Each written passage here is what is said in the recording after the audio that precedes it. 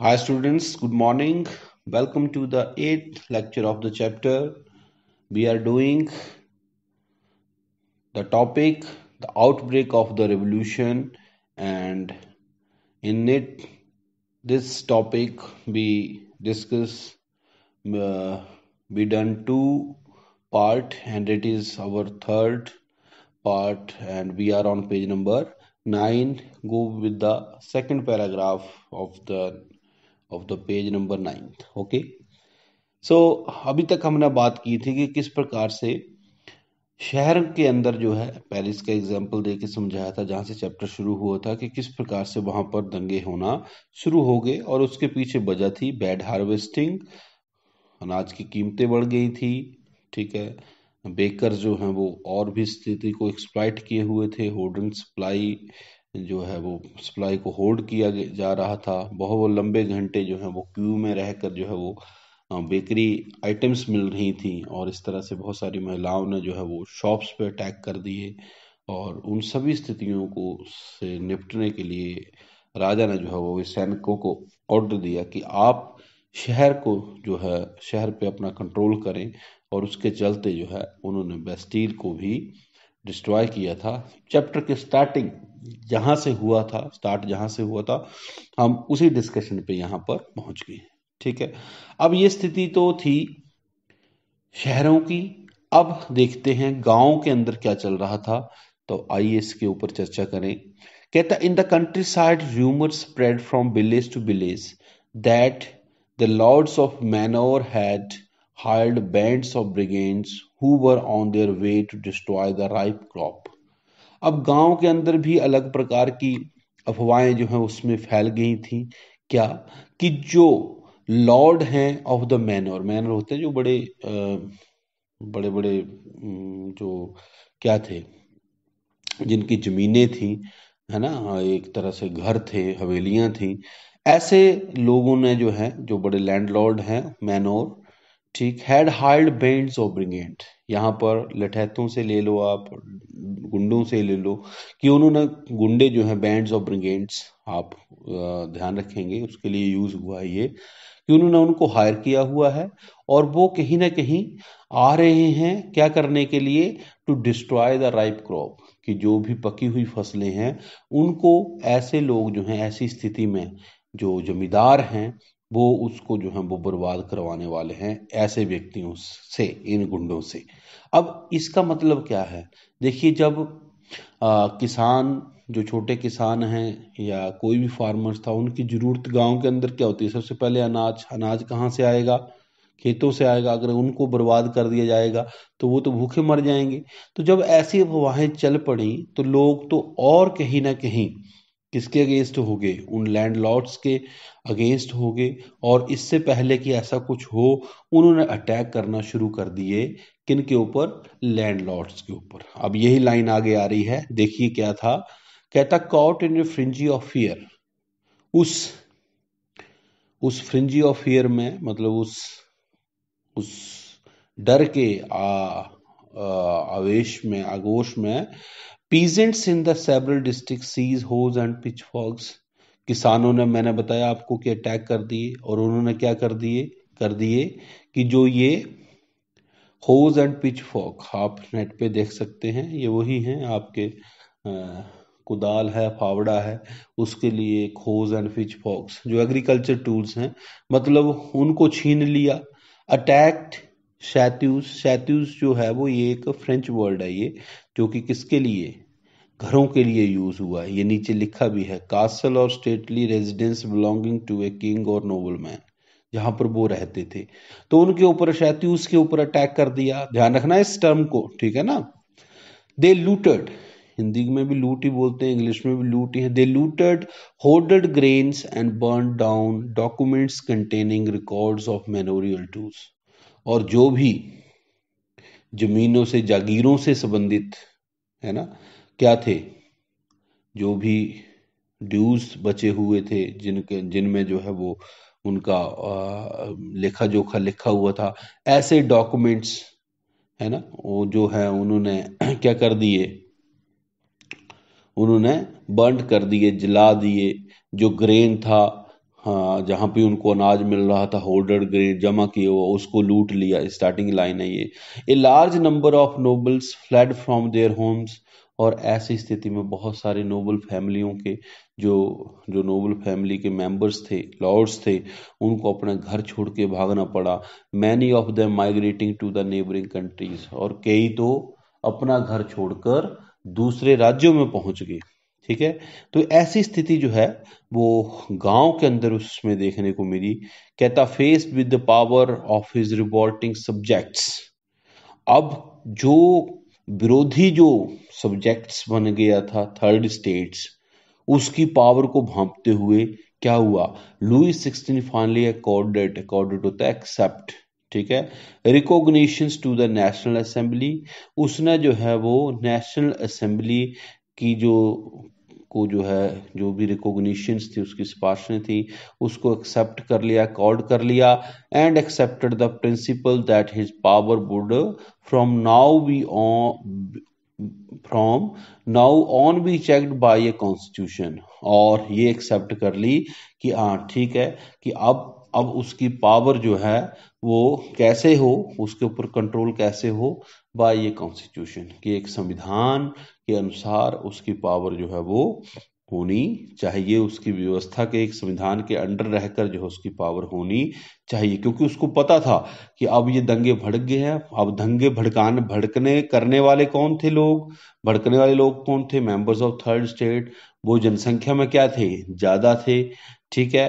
और इधर भी नेशनल असेंबली के मेंबर कौन थे, मेंबर्स ऑफ थर्ड स्टेट्स। हालांकि हमने मेरा भी और एबीसीज की बात की जो सपोर्ट कर रहे थे, लेकिन ऐसे व्यक्ति की संख्या बहुत ही कम थी। ये तो 2 लीडर थे उस ऐसे उनका फेवर करने वाले। लेकिन ज्यादातर नेशनल असेंबली मतलब third members of third states के लोग ही जो है वो प्रोटेस्ट कर रहे थे। और देश में जब ये हो गए तो राजा को लगा कि अब कहीं ना कहीं मुझे इनका ये ऑफर स्वीकार कर लेना चाहिए, अदरवाइज ये मेरे को वैसे मार देंगे।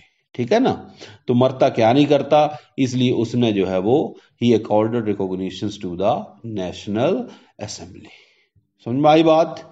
अब क्या हुआ, अब डेट आ रही है, ध्यान कर लीजिए और नोट रखनी है। कहता ऑन द नाइट ऑफ 4 अगस्त 1789, जून, कहाँ से चले हम, मई से चले, है ना। अगर आप अभी देखें, मई से स्टार्ट हुई मीटिंग, स्टार्ट हुई, जून जुलाई में इंसिडेंट हुए, इसी तरह से ये आगे बढ़ते गए दिन। और आगे चल के जब राजा ने ये सब कुछ एक्सेप्ट कर लिया तो 4 अगस्त 1789 what happened, the assembly pass A decree. Decree होता है एक तरह का ऑर्डर। ठीक है। एक ऑर्डर पास कर दिया जिसमें क्या था शामिल, abolishing the feudal system of obligations and taxes. जो भी फ्यूडल सिस्टम के अंदर जो भी ऑब्लिगेशंस लगी हुई थी, ठीक है, मजबूरियां बना रखी थी, टैक्सेस लगा रखे थे, उनका कहीं ना कहीं हटाने का एक ऑर्डर जो है वो पास कर दिया गया। कर कौन रहा है, असेंबली। असेंबली मतलब नेशनल असेंबली। राजा ने तो अब राजा डाउन हो गया है, लुई 16 डाउन हो गया है। ठीक है ना। और अब टेक ओवर कौन आ गया, कर चुका है सिस्टम को, third members of third states. अब देखिए आगे क्या लिखा है। कहता members of the clergy to were force to give up their privileges. अब इस डिक्री के बाद क्या हुआ कि जो भी मेंबर्स ऑफ क्लर्जी थे उनको भी अपने प्रिविलेजेस फैसिलिटी को गिव अप मतलब छोड़ देना। ठीक है। उसके लिए जो है वो क्या किया गया, फोर्स किया गया कि छोड़ो ये अपनी फैसिलिटियां। क्योंकि आपको पता है कि चर्च के नाम पे बहुत सारी जमीनें जो हैं वो एसेट जो है वो क्या थी, अलग से मतलब उसके नाम पे चार्ज होते थे, सब कुछ था, फैसिलिटी मिली हुई थी, वो हट गई। ठीक है। तो फोर्सिबली ये काम किया गया। टिथ्स वर एबोलिश्ड। टिथ्स जैसे टैक्स जो है वो हटा दिए गए। And lands owned by the church were confiscated. और जो भी लैंड्स थी, जो चर्च के अधीन लैंडें जो जो जब्त कर रखी थी, ठीक है, सॉरी, जो लैंड थी जो चर्च की थी, उनको जब्त कर लिया गया, कन्फिस्केट कर लिया गया। ठीक है। एज ए रिजल्ट, अब इन सब व्यवस्थाओं से क्या हुआ बेटा, कहता as a result the government acquired asset worth at least 2 billion लिब्रे। और ऐसा करने से गवर्नमेंट के पास कितने एसेट जो है वो आ गई, गवर्नमेंट नेशनल असेंबली के पास 2 बिलियन लिब्रे। अब आप देख लो कि सिंपल ऐसा कुछ व्यवस्थाएं जो प्रिविलेजेस को एबोलिश करने मात्र से जब वो डिक्री दी तो इतना पैसा जो है वो इकट्ठा हो गया। ठीक है जी। तो ये यहां तक का ये चर्चा है। हम बात कर रहे थे the outbreak of the revolution. ठीक है जी, 3 पार्ट में ये खत्म हुआ है। अब इसके नेक्स्ट जो आ रहा है वो क्या है, आप देखिए, पेज पलटिए, और इसके नेक्स्ट जो आ रहा है उसका नाम है France becomes a constitutional monarchy. देखिए, राजा हटा नहीं है, राजा है, लेकिन कैसे चलेगा, एज पर कॉन्स्टिट्यूशन चलेगा। इसीलिए इसलिए अब क्या व्यवस्था देखने को मिलेगी, कॉन्स्टिट्यूशनल मोनार्की। ठीक है, तो फ्रांस किस प्रकार से एक कॉन्स्टिट्यूशनल मोनार्की बनता है, तो इसमें पैराग्राफ में मैं आपको वैसे थोड़ा समरी दे देता हूं इसकी। क्या है इसमें, ये बताया गया है कि किस प्रकार से राजा जो है वो सॉरी जो जब उन्होंने संविधान बनाना शुरू कर दिया था, बीच में डिक्री दे दी, लेकिन संविधान 1-2 दिन में तो बन नहीं जाता है, उसको समय लगता है। तो ये काम जो 1789 में शुरू हुआ, ठीक है ना बेटा, वो कहीं ना कहीं आगे चलकर 20 जून से जब ये शुरू हुआ तो इसको वक्त लगा, और ये संविधान बनकर तैयार हुआ जाकर 1791 में। ठीक, यहाँ पर यही बातें हैं। तो 1791 में जब ये संविधान तैयार हुआ तो उसके अनुसार जो है बहुत सारी व्यवस्थाएं देखने को मिलती हैं। राइट टू वोट, सबसे इंपॉर्टेंट क्या है, यहाँ पर वोटिंग राइट मिलेगा। अब वोटिंग राइट आज की तरह जैसे हमारे को, पुरुषों को, महिलाओं को, सबको है, जितने भी युवक होते हैं, है ना, ऐसी व्यवस्था नहीं देखने को मिलती है। उसमें ये जो व्यवस्था देखने को मिली फ्रांस के अंदर, उसमें वोट देने का अधिकार सिर्फ पुरुषों को मिला। पुरुष भी कौन, 25 वर्ष और उससे ऊपर। उसमें भी कंडीशन थी कि वही पुरुष होंगे जो है वो वोटिंग करेंगे, जो कौन होंगे, जो 3 दिन की, जैसे जो लेबर की जो दिहाड़ी बनती है ना, जैसे 3 दिन कोई लेबर है जो 3 दिन काम करता है और उसके जो पैसा बनता है, अगर इतना पैसा एज ए टैक्स के रूप में कोई व्यक्ति देता है, 25+ है मैन, तो सिर्फ उसको ही वोटिंग राइट मिलेगा, और दिया गया। ठीक है, इस संवैधानिक व्यवस्था में, और ऐसे लोगों को बुलाया गया एक्टिव सिटीजन। ठीक, और फिर जो बाकी बच गए वो कौन थे, पैसिव सिटीजन। अब पैसिव में कौन थे, जाहिर सी बात है, एक तो 25 वर्ष से कम, है ना, या फिर 25 वर्ष से ऊपर भी जो 3 दिन के भी पैसे एज ए टैक्स, 3 दिन के लेबर के पैसे भी एज ए टैक्स के रूप में नहीं दे पाते थे, या और प्लस महिलाएं, ऑल विमेन। ठीक है ना, तो ये भी क्वेश्चन आता है, एक्टिव सिटीजन्स कौन है, पैसे में, तो ये हम पढ़ेंगे इस पैराग्राफ में, जो आगे हम करेंगे अब इसमें। और फिर उसमें थोड़ा सा व्यवस्था भी बताया है, और उसके साथ साथ फिर कौन कौन से राइट्स जो हैं, declaration of rights of man and citizens में क्या क्या चीजें शामिल हुई, जैसे कि राइट टू लाइफ, है ना, लाइफ का अधिकार, freedom of speech, freedom of opinion, equality before law, ये कुछ नेचुरल राइट्स जो एक आदमी को मिलने ही चाहिए।